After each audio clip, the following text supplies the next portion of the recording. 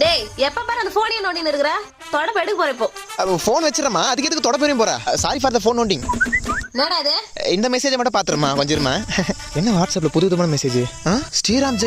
ஜெயம் இந்த மெசேஜை 20 பேருக்கு ஷேர் செய்தால் அடுத்த நொடியில் உங்களுக்கு நல்ல விஷயம் நடக்கும் அப்படி செய்யவில்லை என்றால் ரத்தம் கக்கி சாவீங்க இது